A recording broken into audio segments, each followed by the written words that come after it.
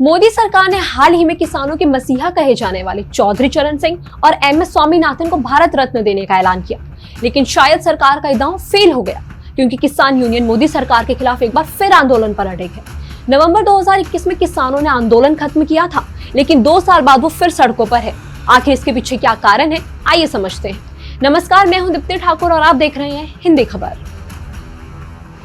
साल 2020 में केंद्र सरकार ने देश के अन्नदाताओं के लिए 3 नए कृषि कानून का ऐलान किया था। पहला कानून था कृषक उपज व्यापार और वाणिज्य अधिनियम 2020। ये कानून देश के किसानों को अच्छी कीमत पर अपनी फसल बेचने की स्वतंत्रता देता था।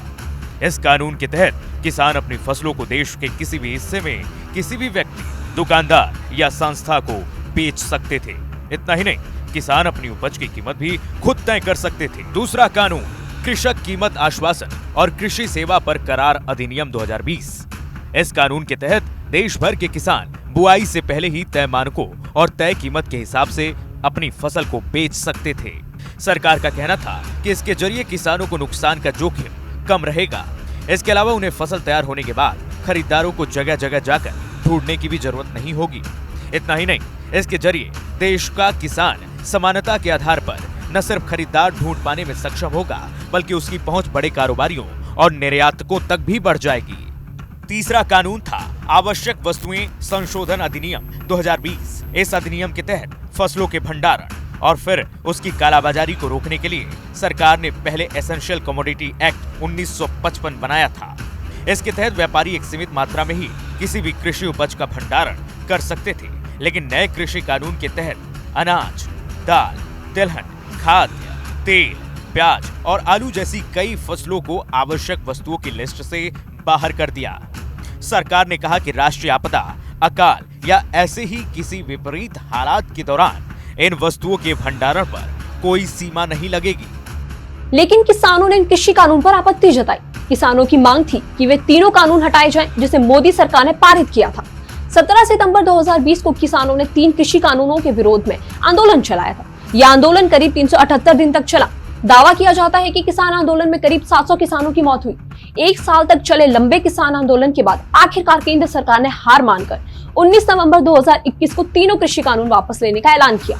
लेकिन दिल्ली के दहलीज पर अपना लंबा विरोध प्रदर्शन खत्म करने के 2 साल बाद ही किसान एक बार फिर सड़कों पर उतर आए हैं। उनकी क्या मांगे हैं, आइए जानते हैं।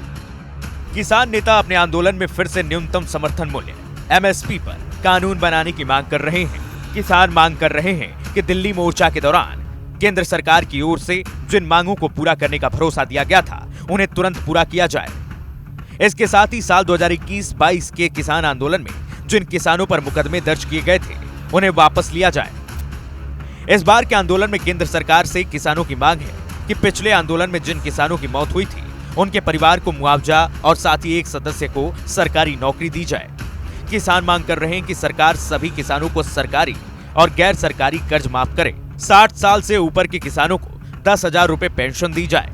किसान नेता किसान स्वामीनाथन आयोग की सिफारिशों को लागू करने की मांग भी कर रहे हैं। इसके साथ ही सरकार से किसान कीटनाशक, बीज और उर्वरक अधिनियम में संशोधन करके कपास सहित सभी फसलों के बीजों की गुणवत्ता में सुधार करने की मांग भी कर रहे हैं। लेकिन किसानों के दिल्ली चलो विरोध मार्च में पुलिस और किसानों के बीच काफी झड़प देखने को मिली। किसानों ने शंभू बॉर्डर क्रॉस करने के लिए पुलिस बैरिकेड तोड़ने का प्रयास किया। प्रदर्शनकारी किसानों को तितर-बितर करने के लिए पुलिस ने आंसू गैस का इस्तेमाल किया। वहीं अराजकता फैलाने पर हरियाणा पुलिस ने शंभू सीमा पर प्रदर्शनकारियों को हिरासत में भी लिया। किसान ट्रैक्टर की मदद से सीमेंट के बैरिकेड हटाते दिखे। किसानों के विरोध प्रदर्शन के दौरान कई रैपिड एक्शन फोर्स के जवान भी घायल हुए। अब देखना यह होगा कि किसानों की मांगों पर केंद्र सरकार कितना जल्दी और क्या एक्शन लेती है। ऐसी तमाम अपडेट्स के लिए जुड़े रहिए हमारे साथ और देखते रहिए हिंदी खबर।